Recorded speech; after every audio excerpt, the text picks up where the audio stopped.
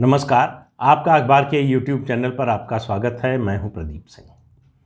आज सुबह 9 बजे प्रधानमंत्री ने देश के नाम संदेश दिया और संदेश का एक ही मकसद था, एक ही संदेश था, एक ही खबर थी। वो ये कि केंद्र सरकार ने तीनों कृषि कानून वापस लेने का फैसला कर लिया। प्रधानमंत्री ने कहा कि ये कृषि कानून किसानों के हित के लिए लाए गए थे। उन्होंने गिनती कराई कि उनकी सरकार ने क्या क्या किसानों के हित के लिए किया है। फिर उन्होंने कहा कि किसानों के एक वर्ग को वो ये बात समझाने में कामयाब नहीं हुए कि ये किसानों के हित का कानून है। उन्होंने ये भी कहा कि 80% से ज़्यादा छोटे और सीमांत कृषक हैं इस देश में, ये उनके हित में था।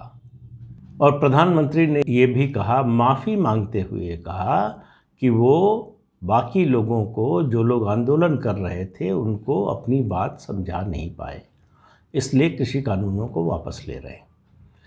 ये सुनने के बाद दो तरह के रिएक्शन हुए। ये उम्मीद की जानी चाहिए थी, उम्मीद थी कि जो आंदोलन कर रहे हैं उनके बीच में खुशी की लहर होगी और आंदोलन वापस लेने की घोषणा करेंगे। ऐसा नहीं हुआ। खुशी तो जाहिर की, लेकिन आंदोलन वापस लेने की घोषणा नहीं की। उन्होंने कहा 26 नवंबर को 1 साल पूरा होगा, तो उसकी सालगिरह मनाएंगे। उसके बाद देखेंगे कि संसद से ये कानून वापस लिए जाते हैं कि नहीं, और उसके बाद एमएसपी की लड़ाई जारी रहेगी। तो ये वापसी किसी समझौते के तहत भी नहीं हुई। ऐसा माना जा रहा था, खासतौर से कैप्टन अमरिंदर सिंह से जब से बात हो रही बीजेपी की कि कोई रास्ता निकल आएगा, समझौता हो जाएगा, तो समझौता नहीं हुआ। ये एक तरह का सरेंडर है। और ये प्रधानमंत्री नरेंद्र मोदी के 7 साल के कार्यकाल में दूसरी बार हुआ है। पहली बार जब उन्होंने अपने पहले कार्यकाल में जो लैंड एक्विजिशन के लिए अध्यादेश लाए थे, उसको वापस लिया था तब, और दूसरी बार ये हुआ है। उस समय तो बहस की गुंजाइश थी, इस बार तो तीनों कानूनों में इस बात को लेकर कोई बहस की गुंजाइश नहीं थी कि ये तीनों कानून कृषि के लिए अच्छे हैं।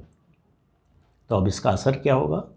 पहला, अब आने वाले बहुत सालों तक कोई कृषि सुधार की बात इस देश में नहीं करेगा। ये सरकार तो नहीं ही करेगी। ये, और दूसरा इम्पैक्ट क्या हुआ है? ये हुआ है कि आप सड़क पर अराजकता फैलाकर हिंसा के रास्ते से संसद में बने हुए कानून को सड़क पर वापस करवा सकते हैं। तीसरा, बहुमत का कोई मतलब नहीं है अगर वो चुपचाप है। साइलेंट मेजॉरिटी उसका कोई अर्थ नहीं है अगर उसके सामने अगर वायलेंट माइनॉरिटी है। ये सबक है पूरे देश के लिए। ये सबक केवल एक किसान आंदोलन का नहीं है, ये पूरे देश के सामाजिक और सुरक्षा के ताने बाने के लिए है। सांप्रदायिक सद्भाव की बात जो लोग करते हैं उनके लिए भी है कि अगर मेजॉरिटी साइलेंट रहेगी तो वायलेंट माइनॉरिटी जीतती रहेगी। ये सत्य पर झूठ की जीत है। आज प्रधानमंत्री के इन 3 कानूनों को वापस लेने से झूठ की विजय हुई है। झूठ के आधार पर एक आंदोलन खड़ा किया गया, जिस आंदोलन में किसानों की कोई भागीदारी नहीं थी। मैं फिर कह रहा हूं, ये कथित किसान आंदोलन था। ये एक धर्म और एक जाति का आंदोलन था। इस आंदोलन में सिख थे, आर्थिक रूप से देखें तो आढ़तिये थे, बड़े किसान थे। एक धर्म और एक जाति, जाट इस आंदोलन के अगुवा थे। अब आप देखिए कि देश के 80% से ज़्यादा किसानों ने 1 साल, यह आंदोलन चला, 1 साल तक इस आंदोलन को 2.5 राज्यों से बाहर नहीं जाने दिया। पंजाब, हरियाणा और वेस्टर्न यूपी के कुछ इलाकों तक। उससे बाहर तमाम कोशिश कर ली, पूरा विपक्ष लग गया, विदेशी ताकतें लग गईं, खालिस्तानी तत्व लग गए, पैसा आया, समर्थन आया। इस सब के बावजूद ये आंदोलन इन 2.5 राज्यों से बाहर नहीं निकल पाया। पूरे देश ने प्रधानमंत्री के, सरकार के इस कदम का स्वागत किया, समर्थन किया, साथ दिया। प्रधानमंत्री लगातार बताते रहे कि ये कैसे कृषि के और किसानों के हित का कानून है, इसको वापस नहीं लिया जाएगा। इसमें अगर किसान संगठन कुछ संशोधन चाहते हैं, बदलाव चाहते हैं, उसके लिए सरकार तैयार है। सुप्रीम कोर्ट में मामला गया। सुप्रीम कोर्ट ने भी जिस तरह की उदासीनता दिखाई, उससे साफ हो गया था कि सुप्रीम कोर्ट इस मामले में अपना हाथ नहीं डालना चाहता। उसने एक एक्सपर्ट कमेटी बनाई, उसकी रिपोर्ट 19 मार्च को आ गई थी। 8 महीने हो गए आज पूरे। उस रिपोर्ट में क्या है किसी को मालूम नहीं। उस रिपोर्ट पर कोई सुनवाई जो है सुप्रीम कोर्ट ने नहीं की। 1 साल से दिल्ली के बॉर्डर 5 जगहों पर बंद हैं, लोगों को आने जाने की परेशानी हो रही है, उससे किसी का कोई सरोकार नहीं।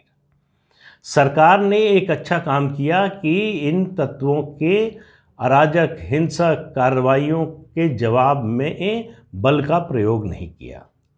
वो सरकार का सोचा समझा रणनीतिक फैसला था और वो ठीक था कि किसी भी प्रोवोकेशन, कितना भी प्रोवोकेशन हो, हम जो है बल का प्रयोग नहीं करेंगे। तो मैंने एक वीडियो में पहले जो कहा था कि सरकार की जो नीति थी कि थका कर जो है वो मारने की, जो नेवले और सांप की होती है, उस तरह की नीति थी। वो नीति कारगर हो रही थी। सरकार ने यह कानून उस समय नहीं वापस लिया जब यह आंदोलन अपने पीक पर था। आज जब वापस लिया है तो ये आंदोलन थक चुका था, बढ़ चुका था, खत्म हो रहा था। ऐसे समय में वापस लिया है, इसलिए लोगों को समझ में नहीं आ रहा कि क्यों हुआ ये। इसका कोई कारण, एक कारण के अलावा प्रधानमंत्री ने कुछ बताया नहीं, कि वो समझा नहीं पाए। तो प्रधानमंत्री जिन लोगों को आंदोलन जीवी कह रहे थे, आज उन्होंने आंदोलन के साथी क्यों कहा? तब गलत थे या आज गलत है? ये सवाल लोगों के मन में है। उन लोगों का क्या, उन 80% किसानों का क्या जिन्होंने समर्थन किया? देश के उन लोगों का क्या जो इस मुद्दे पर तथाकथित किसानों के साथ नहीं खड़े हुए? उन लोगों का क्या जिन्होंने इनकी हिंसा का विरोध किया? 26 जनवरी को जो कुछ हुआ वो पूरे देश और पूरी दुनिया ने देखा। सरकार ने उस समय कोई सख्ती नहीं बरती, इसको लोगों ने स्वीकार कर लिया। लेकिन इसके बावजूद अब सवाल यह है कि सरकार ने वापस क्यों लिया? बहुत से कारण हो सकते हैं। जो कारण वास्तव में क्या हैं, ये हमको, आपको, किसी को पता नहीं है। वो जब तक सरकार या पार्टी की ओर से कोई बताता नहीं, पता नहीं चलेगा। जो सामने दिखाई दे रहे हैं, एक पंजाब का कारण, पंजाब में सुरक्षा का। पंजाब में जिस तरह से खालिस्तानी तत्व सक्रिय हो रहे थे इस आंदोलन में, जिस तरह से उन्होंने इन्फिल्ट्रेट किया, उसको देखते हुए सरकार को शायद ये लगा होगा कि ये अगर स्थिति लंबे समय तक बनी रही तो पंजाब के लिए अच्छा नहीं होगा। जिस तरह का फीडबैक आईएसआई और दूसरे तत्वों का हथियार भेजने, ड्रग भेजने का है, उसके कारण भी। उसके अलावा चुनाव, विपक्ष का आरोप था कि किसान आंदोलन के कारण बीजेपी चुनाव हार जाएगी। मेरा कम से कम व्यक्तिगत रूप से आकलन है कि इस किसान आंदोलन के कारण बीजेपी कहीं कोई चुनाव नहीं हारने वाली थी, पंजाब के सिवाय, जहां पंजाब में बीजेपी का कुछ नहीं है, तो वहां हार या जीत का कोई अर्थ नहीं। तो पंजाब में बीजेपी की सीट पहले हो सकता है 1 सीट आती, हो सकता है 3 सीट आ जाए, इससे ज़्यादा का कोई फर्क आज की तारीख में दिखाई नहीं दे रहा है। सबसे बड़ा सवाल बीजेपी के लिए उत्तर प्रदेश का था। उत्तर प्रदेश में, खासतौर से पश्चिमी उत्तर प्रदेश में, यह कहा जा रहा था कि जाट नाराज हैं। जाटों की नाराज़गी का एक दूसरा असर भी था कि गैर जाट जातियां जो हैं वो गोलबंद हो रही थी बीजेपी के पक्ष में। तो वो नाराज़गी से जितना नुकसान हो सकता था, जितने की आशंका थी, उससे ज़्यादा की भरपाई हो रही थी। अब ये कह सकते हैं कि बीजेपी उत्तर प्रदेश को लेकर कोई रिस्क नहीं लेना चाहती थी, कोई जोखिम नहीं लेना चाहती थी। सवाल अब है टाइमिंग का। अगर ये सब था तो सरकार इसके ठीक ऐन चुनाव के वक्त पर ये विड्रॉ करना, ये कानून, तीनों कृषि कानून वापस लेना कमज़ोरी का संकेत देता है। ये नर्वसनेस का संकेत देता है। ये संदेश देता है कि जो विपक्ष आरोप लगा रहा था कि आप चुनाव में कमज़ोर हैं, वो आपने साबित कर दिया। लेकिन मेरी नज़र में सबसे बड़ी बात यह है कि आपने एक झूठ पर खड़े आंदोलन को, जो अहिंसक था, जो पूरी तरह से राजनीतिक था, जिसका किसानों से कोई लेना देना नहीं था, ये बार बार कह रहा हूँ और पिछले 1 साल से कह रहा हूँ कि इस आंदोलन का किसानों से कोई लेना देना नहीं था। ये 3 कृषि कानून वापस लेकर प्रधानमंत्री और उनकी सरकार ने ऐसे आंदोलन को लेजिटिमेसी दे दी है, वैधता दे दी है। और इस वैधता का असर क्या होगा, दूरगामी परिणाम क्या होगा? हो सकता है इस कदम से बीजेपी को तात्कालिक कोई राजनीतिक लाभ हो जाए, लेकिन दीर्घकालिक असर क्या होगा? अब ये रास्ता खुल गया है कि कोई आए, दिल्ली की सीमा पर बैठ जाए और अपनी मांग मनवा ले, कोई भी कानून वापस करवा ले। इसका रास्ता खोल दिया है सरकार ने। बहुत से लोग कह रहे हैं सरकार का ये कदम स्ट्रेटेजिक रिट्रीट है, कि आगे की तैयारी, ज़्यादा ताकत से आने के लिए एक कदम पीछे हटाया। तो ऐसा कोई प्रमाण, ऐसा कोई तथ्य नज़र नहीं आता कि सरकार ने क्या सोच कर ये किया है। लेकिन मैं कह रहा हूँ इसके संकेत मिलना पहले से शुरू हो गए थे, जिसको नज़रअंदाज किया। एक बड़ा संकेत मुझे मिला था, बड़ा टेम्पटेशन था मुझे हफ्ते 10 दिन पहले ये प्रोग्राम बनाने का कि सरकार कृषि कानून, तीनों कृषि कानून वापस लेने की तैयारी कर रही है, लेकिन मुझे विश्वास नहीं हुआ। और विश्वास नहीं हुआ वो इस कारण कि जिस शिद्दत से, जिस सख्ती से, जिस आत्मविश्वास के साथ प्रधानमंत्री बार बार कह रहे थे कि ये कानून वापस नहीं होगा, इस कारण मुझे विश्वास हो रहा था। कैप्टन अमरिंदर सिंह से जब बातचीत शुरू हुई, जब वो केंद्रीय गृह मंत्री अमित शाह से मिलने गए, मिलकर निकले तो उन्होंने कहा कि कुछ बात बन जाएगी, रास्ता निकल जाएगा किसान आंदोलन पर। और उन्होंने कहा बीजेपी से अलायंस करूंगा, लेकिन तभी करूंगा जब ये तीनों कृषि कानून वापस हो जाएंगे। तो उस समय बड़ा आश्चर्य हुआ था कि भाई मिलकर निकले। इससे पहले जब तक मुख्यमंत्री थे कांग्रेस के, ये बात बोलते थे, समझ में आती थी। अगर वो मिलकर निकलने के बाद अमित शाह से ये कहते कि इसका कोई रास्ता निकाला जाएगा, हल निकाला जाएगा, कोई समझौता किया जाएगा, तो बात समझ में आती है। सीधा उन्होंने कहा कि तीनों कृषि कानून वापस लेना पड़ेगा। तब लगा था कि शायद वो अपनी कॉन्स्टिट्यूंसी को एड्रेस करने के लिए, किसानों के बीच उनकी क्रेडिबिलिटी बनी रहे, इसके लिए कर रहे हैं।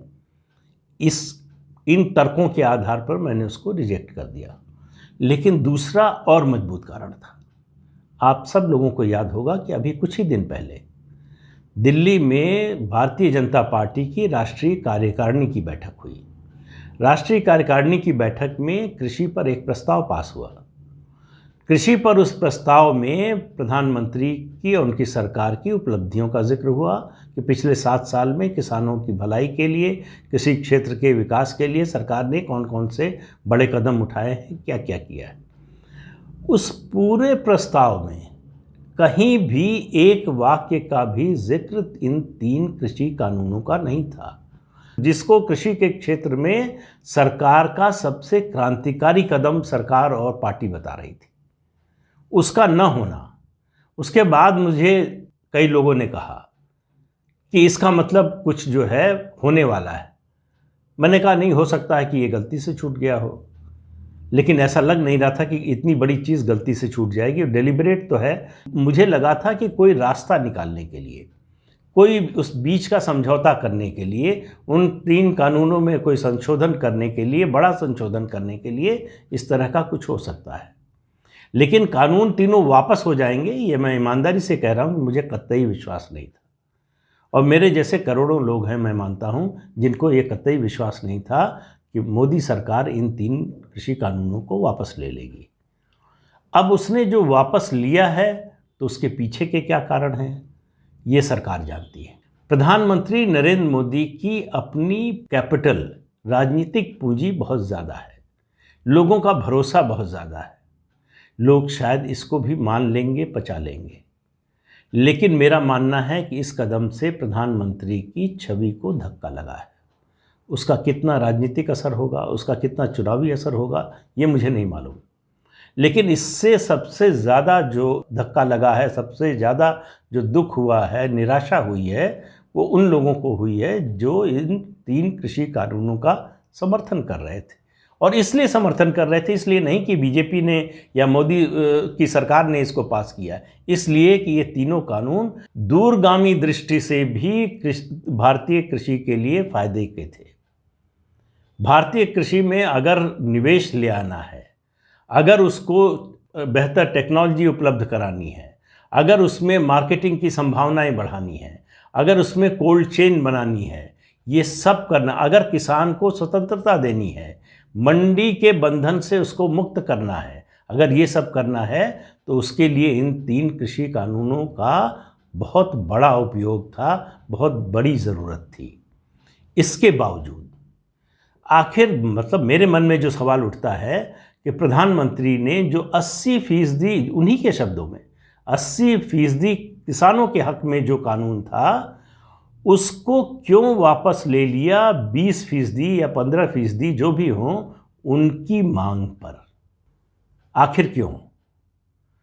और ये शांतिपूर्ण आंदोलन नहीं था, ये शुद्ध रूप से मैं कहता हूँ राजनीतिक आंदोलन था, जिसमें अगर सरकार ने, मोदी सरकार ने ये आंदोलन जब शुरू हुआ था, बढ़ रहा था, तभी वापस लिया होता, ये सोचकर कि इसमें जिस तरह के तत्व शामिल हो रहे हैं, पूरा विपक्ष जैसे इसके पीछे लग गया है, जैसे इसमें सरकार विरोधी ही नहीं देश विरोधी तत्व और उनकी भागीदारी और उनका समर्थन शामिल हो रहा है, तो ये पता नहीं क्या रूप लेगा। इसलिए सरकार जो है फिलहाल इन कानूनों को वापस लेती है। वैसे भी जब सरकार ने इनको 2 साल मुलतवी करने का फैसला कर लिया तो कानून तो लागू हो नहीं रहा था, तो उस समय वापस लेने में कोई बुराई नहीं थी कि भाई अभी जो है वैसे भी हम 2 साल लागू नहीं करने जा रहे हैं, तो अभी वापस लेने में क्या समस्या है। लेकिन इससे क्या है कि सरकार की जो दृढ़ इच्छा शक्ति की छवि बनी थी उसको चोट पहुंची है कि ये सरकार दबाव में झुक भी सकती है। और दबाव कैसे लोगों का? जनतंत्र में जनता का दबाव हो, उसके दबाव में आप फैसला बदलें या कोई नया फैसला करें, ये पूरी तरह से जायज़ बात है, होना भी चाहिए। लेकिन अराजक लोगों, हिंसा के जरिए जो अपनी बात मनवाना चाहते हैं, उनके सामने अगर आप इस तरह से सरेंडर करते हैं तो उसका संदेश अलग जाता है। अब मुझे नहीं मालूम कि इसके अलावा भी जो मैं बातें बता रहा हूँ, जो सबको पता है, उसके अलावा प्रधानमंत्री के पास ऐसी कोई जानकारी थी जिसकी वजह से उनको लगा कि इनको इतना बड़ा कदम उठाना चाहिए। अगर ऐसी कोई जानकारी है तो उसमें से जितना संभव हो बताने की कोशिश होनी चाहिए। आखिर उन लोगों को बताया जाना चाहिए कि जिन लोगों ने समर्थन किया उनकी गलती क्या थी, जो इस कृषि कानून को सही मानते हुए, देश के हित में मानते हुए साथ खड़े थे, उनकी गलती क्या थी? क्यों उनका साथ देने की बजाय सरकार ने इन अराजक तत्वों का साथ देने का फैसला किया? ऐसे बहुत सारे सवाल हैं लोगों के मन में। आने वाले दिनों में और भी सवाल उठेंगे, लेकिन इन 5 राज्यों के चुनाव में मुझे पहले भी नहीं लगता था कि इस आंदोलन का कोई भी प्रतिकूल असर भारतीय जनता पार्टी पर पड़ेगा। अब भी नहीं लगता कि इसका कोई बहुत बड़ा अनुकूल असर पड़ेगा। इतना ज़रूर हुआ है कि हरियाणा और पंजाब में जो स्थिति बन गई थी, आप कह सकते हैं कि वो भी बहुत अच्छी नहीं थी, सरकार की छवि की दृष्टि से भी अच्छी नहीं थी, कि पंजाब में भाजपा के विधायक के कपड़े फाड़ दिए गए। हरियाणा में मुख्यमंत्री से लेकर मंत्री, सांसद, विधायक तक के कार्यक्रम उनके अपने चुनाव क्षेत्र में नहीं हो पा रहे थे, मारपीट हो रही थी, हेलीकॉप्टर की लैंडिंग की जो जगह थी उस हेलीपैड को जो है उसको खोद दिया जा रहा था। प्रधानमंत्री की सभा हो पाएगी इसमें शंका होने लगी थी कि पंजाब और हरियाणा में क्या प्रधानमंत्री की जनसभा हो सकती है। ये भी कंसिडरेशन सरकार के सामने रहा होगा कि इसको वापस लेने से ये सब खत्म हो जाएगा। ये जो नेगेटिविटी है, विपक्ष के हाथ में जो बड़ा मुद्दा है हर समय उठाने का, वो तो छीन लिया है, ये बात सही है। लेकिन मरे हुए विपक्ष को मैं कह रहा हूँ एक तरह से जिंदा भी कर दिया है। उसको लग रहा है कि हमारी जीत है, हमने जो आंदोलन को समर्थन किया उसकी वजह से, हमने जो आलोचना की उसकी वजह से सरकार ने वापस ले लिया है। इसलिए भी कह रहा हूँ कि ये बताना ज़रूरी है कि वापस इन 3 कृषि कानून को वापस लिए जाने के पीछे वास्तविक कारण क्या है। जो सामने है सबको दिखाई दे रहे हैं वो तो ठीक है, उसके अलावा क्या है, अगर कोई है भी या यही कारण है। जो भी हो, सरकार को इस मामले में थोड़ा और स्पष्टवादी होना चाहिए। तो आज के अंक में इतना ही, अगले अंक में फिर मिलेंगे किसी नए मुद्दे के साथ। तब तक के लिए इजाज़त दीजिए, नमस्कार। आपको याद दिला दें कि ये चैनल देखिए, शेयर कीजिए, लाइक कीजिए और सब्सक्राइब ज़रूर कीजिए। नमस्कार।